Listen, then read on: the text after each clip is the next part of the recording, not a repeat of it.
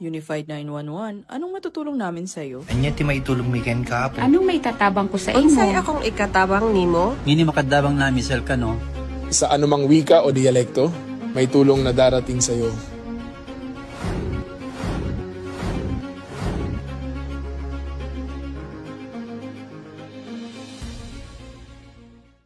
Lilingkod sa bawat Pilipino at magbibigay ng tamang impormasyon para sa tahimik at maayos na Pilipinas. Police News Network, alagad ng batas, tagapagtaguyod ng balitang pulis, sandigan ng mamamayan, patnubay ng katotohanan. Na Kampo Krame, maghahatid ng pinakahuling kaganapan at nagbabagang balita. Ito ang PNN Police News Network. At ngayon, ang inyong mga tagapagbalita.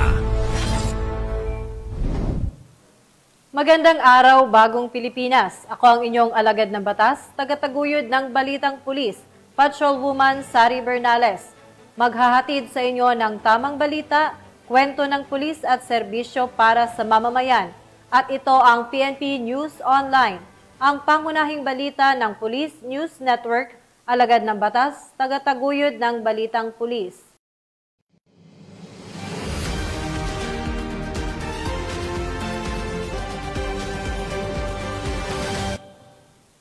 Narito ang mga balitang dapat niyong abangan.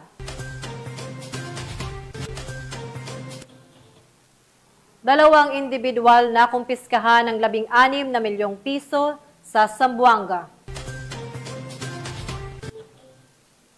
Pulis tinulungang manganak ang isang individual sa gitna ng isang operasyon.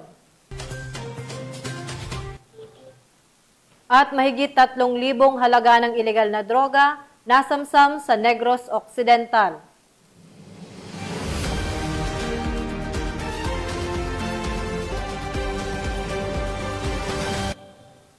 Narito ang mga balitang hatid ng ating PNN correspondents mula sa iba't ibang panig ng bansa.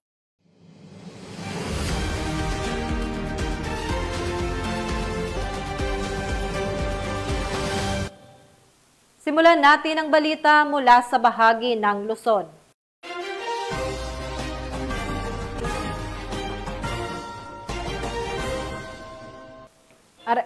Arestado ang isang top 1 most wanted person sa isinagawang operasyon dahil sa kasong paglabag sa Republic Act 7610 o Special Protection of Children Against Abuse, Exploitation and Discrimination Act sa Sual, Pangasinan.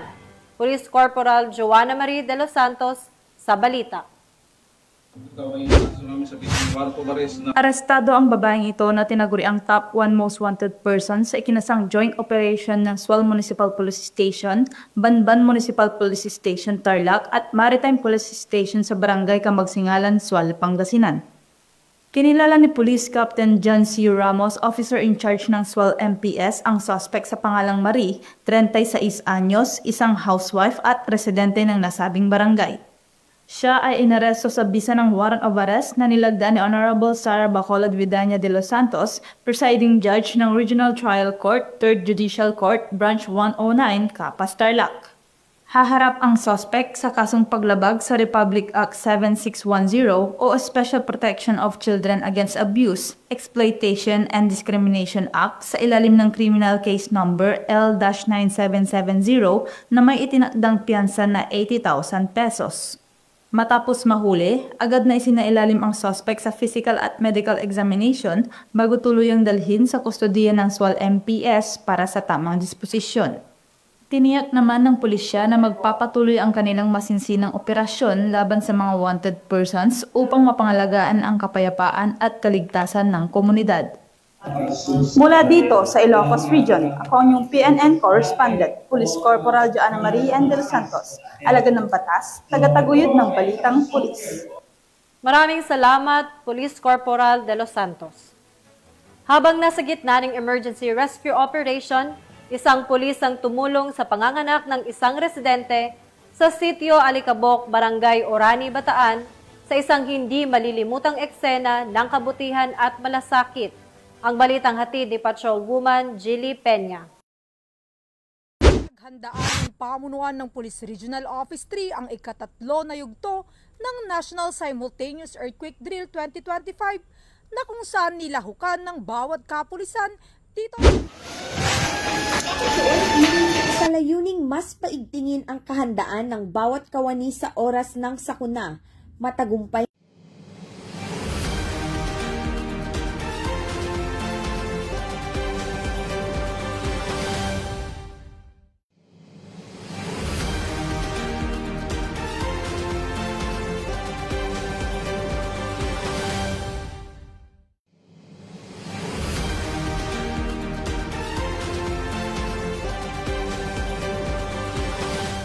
Handaan ng pamunuan ng Police Regional Office 3 ang ikatatlo na yugto ng National Simultaneous Earthquake Drill 2025 na kung saan nilahukan ng bawat kapulisan dito sa Camp Captain Julian Olivas, City of San Fernando, Pampanga. Ang buong paghahanda na pinangunahan ni Police Colonel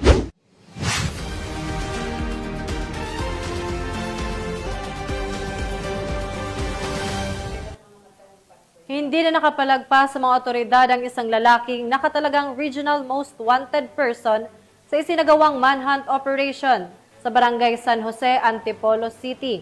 Ibabalita yan ni Patrolwoman Jevy Marie Famoso. Ang ikaapat sa provincial level most wanted person matapos ang ikinasang operasyon ng tracker team ng Antipolo Component City Police Station sa Barangay San Jose, Antipolo City. Kinilala ang suspect sa alias na Fredo, 43 anyos, residente ng naturang barangay. Inaresto siya sa bisa ng warrant of arrest para sa 3 bilang ng acts of lasciviousness na may kaugnayan sa Republic Act 7610 o Special Protection of Children Against Abuse, Exploitation and Discrimination Act. Ang warrant ay inilabas ng Family Court Branch 17 sa Antipolo City na may nakalaang 200,000 piso na piyansa sa bawat kaso. Matapos maaresto, agad na ipinaalam sa akusado ang kanyang mga karapatan at dinala sa kustodiya ng Antipolo Component City Police Station. Ang kopya ng warrant ay kaagad ding isinumiti sa korte. Ang matagumpay na operasyon ay bahagi ng pinaigting na kampanya ng Rizal Police laban sa mga most wanted persons at kriminalidad upang mapanatili ang kapayapaan at kaligtasan sa lalawigan. Mula dito sa Calabarzon, ako ang inyong Police News Network Correspondent, Patrolwoman Jevy Marie Famoso, alagad ng batas, tagataguyod ng Balitang Pulis. Maraming salamat, Patrolwoman Famoso. Sama-samang nakilahok ang iba't ibang unit ng pambansang pulisya sa isinagawang nationwide simultaneous earthquake drill na layong palakasin ang kahandaan ng mga mamamayan sa oras ng sakuna. Ang balita hatid ng ating mga PNN correspondent. Sa layuning mas paigtingin ang kahandaan ng bawat kawani sa oras ng sakuna, matagumpay na isinagawa ang 3rd quarter National Simultaneous Earthquake Drill sa Police Regional Office 2 nitong hapon ng ika-11 ng Setyembre taong kasalukuyan. Pinangunahan ni Police Colonel Alberto Calimag, Chief Regional Community Affairs and Development Division, katuwang ang Bureau of Fire Protection sa naturang aktibidad na nilahukan ng mga tauhan ng Pro 2. Kasama sa ginanap na earthquake drill ang pagpapatunog ng alarma bilang hudyat ng simulation, ang pagsasagawa ng duck, cover and hold ng mga personnel, at ang agarang paglikas patungo sa itinalagang evacuation area. Sinundan ito ng maayos na accounting ng mga tauhan upang matiyak na ligtas at kumpleto ang lahat.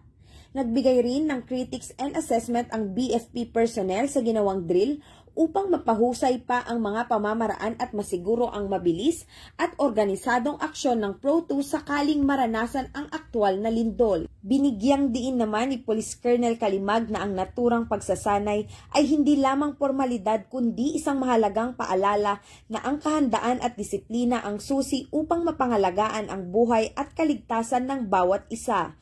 Anya, mahalagang manatiling alerto at laging handa upang makaiwas sa trahedya at upang masiguro ang kaligtasan ng komunidad na ating pinaglilingkuran. Patuloy ang pambansang pulisya sa pagsusulong ng kahandaan at kaligtasan para sa isang ligtas at matatag na bagong Pilipinas. Mula dito sa Lambak ng Cagayan, ako ang inyong PNN correspondent, Patrolwoman Lainey Lorenzo, alagad ng batas, tagataguyod ng Balitang Pulis.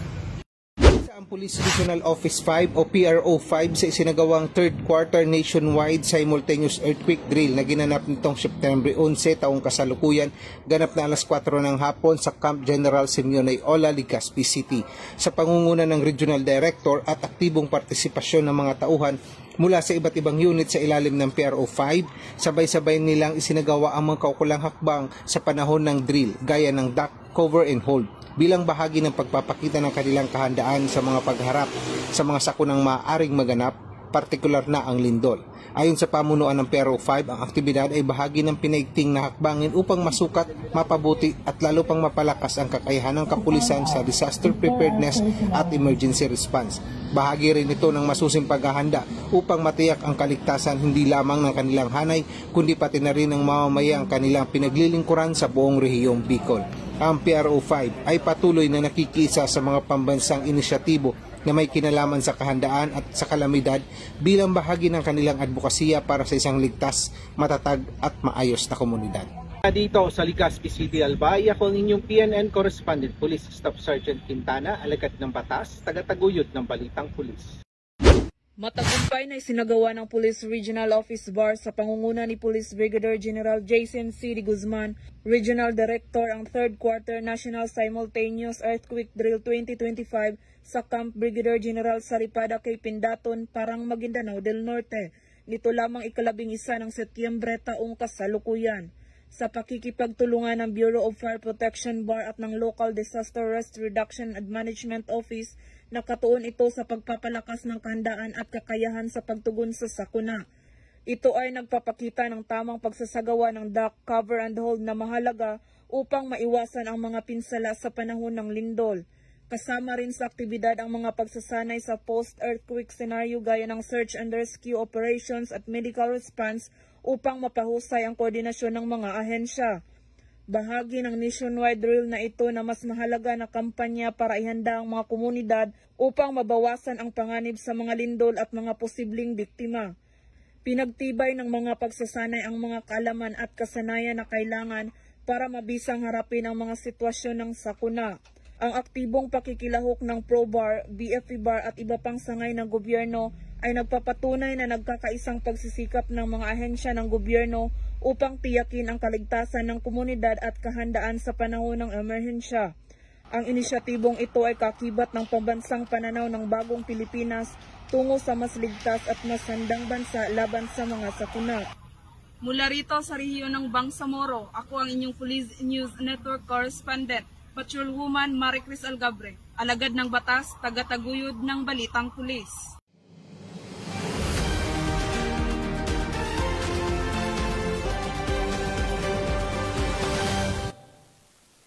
Habang nasa gitna ng emergency rescue operation, isang pulis ang tumulong sa panganganak ng isang residente sa Sitio Alicabok, Barangay Orani, Bataan, sa isang hindi malilimutang eksena ng kabutihan at malasakit. Ang balitang hatid ni Patrolwoman Jilly Peña.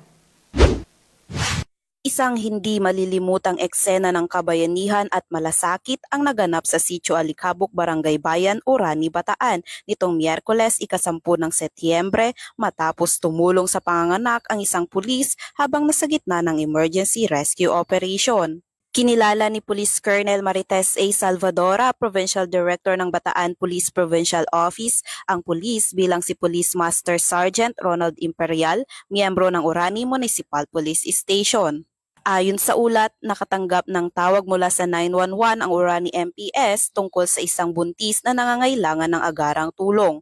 Agad na rumesponde ang Mobile 1 team na pinamunuan ni PMSG Imperial at natagpuan ang isang 30 anyos na babae na may kapansanan sa pag-iisip na nagsisimula ng manganak sa ilalim ng puno.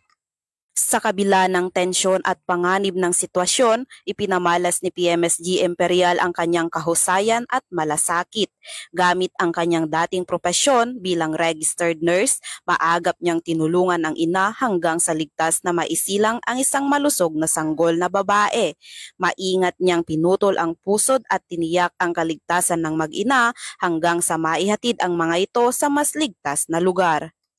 Lubos na humanga ang mga residente sa pinakitang malasakit ng mga kapulisan na nagpapatunay na ang kanilang serbisyo ay higit pa sa pagpapanatili ng kaayusan at paglaban sa kriminalidad. Ito rin ay tunay na serbisyo sa kapwa at sa buhay. Pinuri rin ni Police Brigadier General Ponce Rogelio I. Peñones Jr., Regional Director ng Police Regional Office 3, ang kabayanihang ipinamalas ni PMSG Imperial at ng kanyang grupo. Sa pangyayaring ito, muling napatunayan na ang tunay na diwa ng pagiging alagad ng batas ay hindi lamang nakikita sa uniforme o armas, kundi sa pusong handang magbigay ng buhay at pag-asa sa kapwa. Mula dito sa Police Regional Office 3, ako ang inyong PNN Correspondent, Patrolwoman Jilly Advincula Peña, alagad ng batas, tagataguyod ng Balitang Pulis. At para naman sa ating breaking news, nakahanda na ang 2,550 na kapulisan na ipapakalat sa buong Metro Manila para sa nakaabang na Black Protest bukas, September 13, 2025. Pinaghahandaan ng mga otoridad ang posibleng pagtitipon ng mga magpoprotesta upang matiyak ang kaligtasan ng lahat at maiwasan ang anumang kaguluhan. Kaya naman pinapaalalahanan ang bawat mamamayan na iwasan ang mga lugar na apektado ng protesta at sumunod sa mga tagubili ng pulis at lokal na government units. Mag-ingat sa pagbiyahe at magplano ng maaga upang maiwasan ang pagkaantala. Para sa mga motorista, asahan ang posibleng road rerouting at traffic dahil sa ilang bahagi ng Metro Manila. Updates, sundan ng mga opisyal na social media accounts ng PNP at lokal na pamahalaan.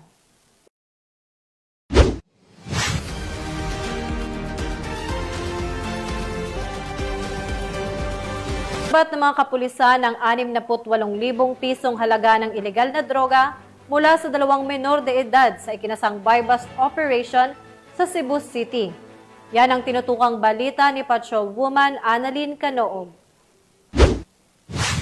Nasabat ng mga otoridad ang nasa 68K na halaga ng hinihinalang shampoo mula sa 2 menor de edad sa nilunsad na buy-bust operation sa Sitio Bato, Barangay Ermita, Cebu City nitong Miyerkules, 10 ng Setyembre sa taong kasalukuyan. Kinilala ni Police Major Tom Ed Taguy II, Station Commander ng Police Station 5, Cebu City Police Office, ang mga suspect na sina alias Makoy, 17 anyos at alias Arnold, 15 anyos, kapwa residente na nabanggit na lugar. Dako alas 2:20 ng hapon na magsagawa ng buy-bust operation operatiba na kung saan aresto ang mga suspect. Nakuha mula sa kanila ang 9 na pakete ng hinalang shabu na aabot sa 10 gramo at may standard drug price sa 68,000 pesos at buy-bust money. Agad na dinala ang mga suspect sa nasabing himpilan para sa dokumentasyon at tamang disposisyon. Matagumpay pong nakapagsagawa ng buy-bust operation ang ating Station Drug Enforcement Unit sa Sitio Bato, Barangay Ermita, Cebu City nitong alas 2 ng hapon, September 10, 2025. Sa nasabing operasyon ay naaresto ang 2 menor de edad. Muling pinapaalalahanan ng Carbon Police Station 5 ang publiko, lalong-lalo na sa ating nakasasakupan, partikular sa mga kabataan at kanilang mga magulang, na iwasan at labanan ang tukso ng paggamit at pagbebenta ng ipinagbabawal na gamot. Ang droga ay hindi lamang nakakasira ng kinabukasan, kundi nagiging sanhi din ito ng krimen at iba pang kaguluhan sa ating komunidad. Naniniwala ang Carbon Police Station 5 na ang tagumpay laban sa iligal na droga ay nakasalalay hindi lamang sa aksyon ng ating kapulisan, kundi sa pakikisa na rin ng ating komunidad.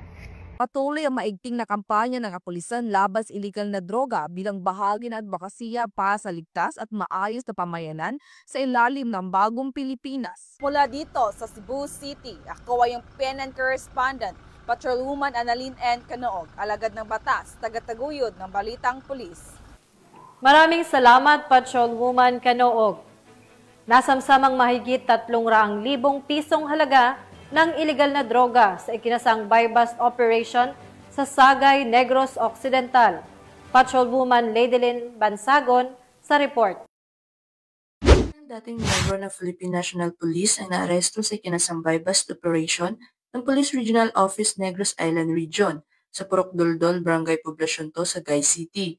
Ito lamang ika-10 ng Setyembre taong kasalukuyan. Nasamsam mula sa operasyon ng iligal na droga na may timbang ng humigit kumulang 45 gramo at may kabuuang halaga na tinatayang 306,000 pesos batay sa standard drug price. Kinilala ang sospek na si alias Tata, 30 taong gulang, dalaga at residente ng Purok Roas de Baybayon, Barangay Old Sagay, Sagay City, Negros Occidental. Kinumpirma din ni Police Lieutenant Colonel Alvimar M. Flores, hepe ng Sagay City Component Police Station na si alias Tata ay dating miyembro ng PNP, ngunit na-dismiss noong October 31, 2023. Nahuli siya matapos positibong iabot sa isang police pusher buyer ang isang sachet ng hinilaang shabu kapalit ng marked money. Nakumpiska mula sa suspect ang isang pirasong sachet ng shabu bilang buy-bust item. Idagdag pa ang 6 pang sachet ng shabu sa kanyang pag-iingat. Isang pirasong 1,000 peso bill bilang buy-bust money at isang unit ng caliber .45 na baril na may 5 bala. Ang mga nakumpiskang droga at baril ay sinumite sa Negros Occidental Provincial Forensic Unit para sa pagsusuri, habang ang suspect ay nasa kustudiya ng Sagay City Component Police Station para sa kaukulang dokumentasyon at disposisyon. Nahaharap din ang suspetsado sa kasong paglabag sa RA 9165 o ang Comprehensive Dangerous Drugs Act of 2002. Sa pahayag naman ng Pro-Negros Island Region, mas pinagtibay ng kanilang pamunuan ang patuloy at mas pinaigting na kampanya laban sa iligal na droga sa buong Negros Island Region. Patuloy nilang isinusulong ang mga proaktibo at tuloy-tuloy na operasyon upang buwagin ang mga sindikatong sangkot sa iligal na droga at tiyakin ang kaligtasan at kapayapaan ng mga pamayanan. Mula dito sa Police Regional Office 6, ako ang inyong Police News Network Correspondent, Patrolwoman Ladylin Bansagon, alagad ng batas, tagataguyod ng Balitang Pulis. Maraming salamat, Patrolwoman Bansagon. Sa mas pinaigting na kampanya kontra terorismo, voluntaryong nagbalik loob ang isang dating miyembro ng Communist Terrorist Group sa pamahalaan ng Northern Samar. Ang buong detalye ng balita mula kay Patrolwoman Camberley Flores.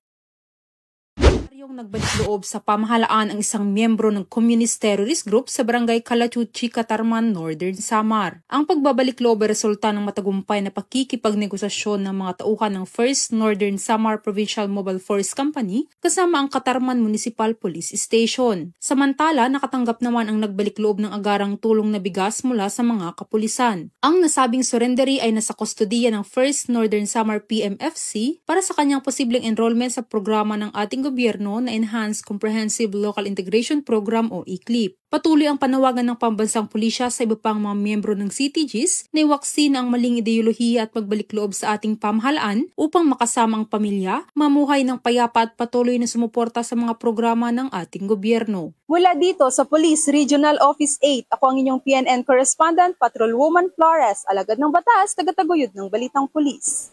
Maraming salamat, Patrolwoman Flores. Narito naman ang mga balita mula sa bahagi ng Mindanao.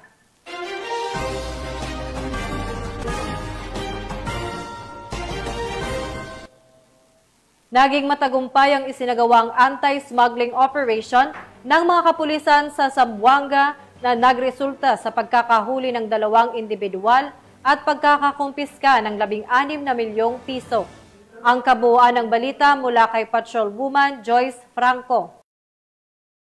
Ang 2 lalaki, kabilang ang isang pulis, matapos mahulihan ng mahigit 16 milyong halaga ng smuggled na sigarilyo sa isinagawang operasyon ng mga kapulisan ng Zamboanga City Police Station 4 Intelligence Section kasama ang 1st Special Operations Unit Maritime Group, Zamboanga City Maritime Police Station, Special Operation Team RMFB 9, S3 Battalion RMFB 9 at Tactical Support Company ni RMF Binay nitong madaling araw ng Setyembre 11, taong kasalukuyan sa Sitio Bactos, Barangay Talabaan, Zamboanga City. Kinilala ang mga naaresto na si alias Ben, 43 anyos, miyembro ng PNP na naka-assign sa Hulusulo at sinasabing may-ari ng mga smuggled na sigarilyo, at si Ernesto, 55 anyos, residente ng Barangay Divisoria, Zamboanga City, na siyang driver ng sasakyan. Na-recover mula sa kanila ang isang Isuzu Elf closed van na may plakang KBF 2276 at may kargang 282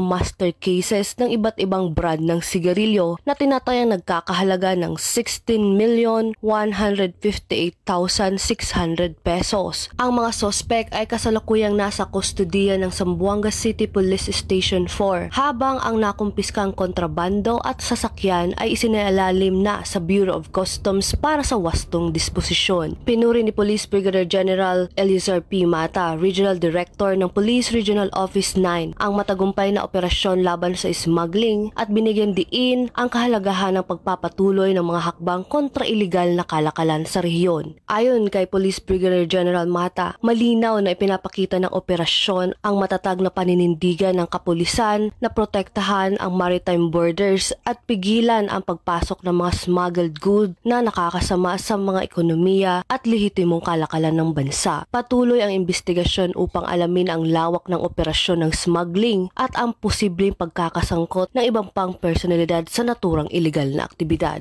Mula dito sa Zamboanga Peninsula, nagbabalita, ako ang inyong PNN correspondent, Patrolwoman Joyce Franco, alagad ng batas, tagataguyod ng balitang pulis. Maraming salamat, Patrolwoman Franco. Nahuli ng mga otoridad ang babaeng 37 anyos sa ikinasang operasyon sa Villanueva, Misamis Oriental at nahaharap sa kasong paglabag sa Republic Act 9165 o ang Comprehensive Dangerous Drugs Act of 2002. Nakibalita dyan si Patrolwoman Rhea May Sanchez. Isang bypass operation, ang isang 36 anyos na babae sa Purok Gis, Banban, Barangay Loc, Villanueva, Misamis Oriental. Ang naturang operasyon ay pinangunahan ni Police Major Francis Obregado, officer in charge ng Villanueva Municipal Police Station, kasama ang isang confidential agent at mga tauhan ng Villanueva Municipal Police Station. Na-recover mula sa suspect ang 11 gramong hinihinalang shabu na may standard drug price na 74,800 pesos at iba pang mga paraphernalia. Nasa kustudiya na ng kapulisan ang suspect kasama ang mga nakumpiskang ebidensya para sa kaukulang disposisyon at maharap sa kasong paglabag sa RA 9165 o Comprehensive Dangerous Drugs Act of 2002. Ang kapulisan ng Rehiyon 10 ay hindi titigil sa pagpapaigting kontra iligal na droga para sa seguridad at kaligtasan ng mamamayan. Mula dito sa Camp Capistrano, Busa, Cagayan de Oro City, ako ay inyong Police News Network correspondent, Patrolwoman Rhea May Sanchez, alagad ng batas, tagataguyod ng balitang pulis. Maraming salamat, Patrolwoman Sanchez. Nasa kote ang mahigit 100,000 pisong halaga ng shabu mula sa isang individual na tinaguriang top 5 high-value individual sa Davao City. Patrolwoman Shaira Rose Aquino, ibalita mo. Panglima sa listahan ng mga high-value individual sa lungsod matapos ang matagumpay na operasyon ng MAA Police Station kung saan ay nakumpiska sa operasyon ng tinatayang 15 gramo ng hinihinalang shabu na may kabuang halagang 102,000 pesos. Kinilala ang suspect sa alias na J, 32 anyos, residente ng Purok 13, Bugak, Barangay Maa, Davao City at isang recidivist o dati nang nahatulan sa kaparehong kaso. Nadakip siya sa isang buy-bust operation dakong alas 10:50 ng umaga ng Setyembre 11 sa Purok 42, Midland Village ng parehong barangay. Sa kasalukuyan, nasa kustodiya na ng MAA Police Station ang suspect at naharap sa kasong paglabag sa Section 5 at Section 11 ng Republic Act No. 9165 o ang Comprehensive Dangerous Drugs Act of 2002. Ang pagkakaaresto sa isang high-value individual ay nagpapakita ng patuloy na determinasyon ng kapulisan na tapusin ang operasyon ng iligal na droga sa lungsod. Mula rito sa Police Regional Office 11, ako ang inyong PNN correspondent, Patrolwoman Shaira Rose Aquino, alagad ng batas, tagataguyod ng balitang pulis. Maraming salamat, Patrolwoman Aquino. Pinangunahan ng Sultan Kudarat Police Provincial Office ang isinagawang opening ceremony ng 3-day Barangay Peacekeeping Action Team sa ginanap na Municipal Hall ng Lutayan, Sultan Kudarat. Ang buong detalye ng balita mula kay Patrolwoman Dina Morales. Pinangunahan ng Sultan Kudarat Police Provincial Office ang pagbubukas ng 3 araw na Barangay Peacekeeping Action Team Training na isinagawa sa Municipal Hall, Barangay Tamnag, Lutayan, Sultan Kudarat. Ito lamang ika-10 ng Setyembre taong kasalukuyan. Pinangunahan ni Police Colonel Bernard L. Lau, Provincial Director ng Sultan Kudarat PPO, ang pagbubukas ng naturang aktibidad. Dumalo din ang lokal na pamahalaan ng Lutayan sa ilalim ng pamumuno ni Municipal Mayor Honorable Dato Yasin S. Mangoda Dato at nagbigay din ng suporta ang Lutayan Municipal Police Station. Nasa 79 na mga miyembro ng BIPAT mula sa 11 na barangays ng Lutayan ang isinailalim sa training na nakatutok sa community policing, disaster preparedness at epektibong diskarte sa pagtugon upang mapanatili ang kapayapaan at seguridad sa komunidad. Sa seremonya, inihatid ni Police Colonel Lau ang kanyang mga mensahe ng suporta na nagbibigay diin sa kahalagahan ng pagkakaisa sa pagpapaunlad ng kapayapaan at kaayusan. Mula dito sa Rehiyon 12, ako ang inyong PNN Correspondent, Patrolwoman Dina Morales, alagad ng batas, tagataguyod ng Balitang Pulis. Maraming salamat, Patrolwoman Morales. Matagumpay na naisakutuparan ang isinagawang Declamation and Poster Making Contest kaugnay sa paggunita ng 31st National Crime Prevention Week na ginanap sa Pro 13 Multipurpose Center, Camp Colonel Rafael C. Rodriguez, Butuan City. Ibabalita yan ni Patrolwoman K. Francisco. Namayagpag ang Butuan City Police Office matapos masungkit ang unang pwesto sa parehong declamation at poster making contest bilang bahagi ng pagdiriwang ng 31st National Crime Prevention Week na ginanap sa Police Regional Office 13 Multipurpose Center, Camp Colonel Rafael C. Rodriguez, Butuan City, nito lamang Setyembre taong kasalukuyan. Dinaluhan ng mga estudyante, magulang at coaches mula sa iba't ibang probinsya ng Caraga. Ang aktibidad na layong mahikayat ang kabataan na makibahagi sa kampanya laban sa krimen at maipamalas ang kanilang talento. Sa declamation contest ay nagwagi ng unang pwesto si Miesha Ray S. Ranolia mula sa Agusa National High School, samantala sa poster making contest ay unang pwesto ang nasungkit ni Riza Angel H. Rolio mula rin sa nasabing paaralan. Ang selebrasyon ay pinangunahan ng Police Regional Office 13 sa pamumuno ni Police Brigadier General Marshal Mariano P. Maestrado IV, Regional Director ng Police Regional Office 13. Mula rito sa rehiyon ng Caraga, ako yung PNN Correspondent, Patrolwoman K. Francisco, alagad ng batas, tagataguyod ng Balitang Pulis. Maraming salamat, Patrolwoman Francisco. At yan ang mga balitang nakalap ng ating PNN correspondents mula Luzon, Visayas at Mindanao. Sa ngalan ng pamunuan ng Pambansang Pulisya, sa pangunguna ni Acting Chief PNP Police Lieutenant General Jose Melencio Nartates Jr. at sa pamumuno ni President Ferdinand Bongbong Marcos Jr., kami ay maglilingkod sa bawat Pilipino at magbibigay ng tama at balanseng balita sa bagong Pilipinas. Mula rito sa tanggapan ng tagapag-ugnay ng Pambansang Pulisya, kami ang inyong alagad ng batas, tagataguyod ng Balitang Pulis. Maghahatid sa inyo ng tamang balita, kwento ng pulis at serbisyo para sa mamamayan. At ito ang PNP News Online, ang pangunahing balita ng Police News Network.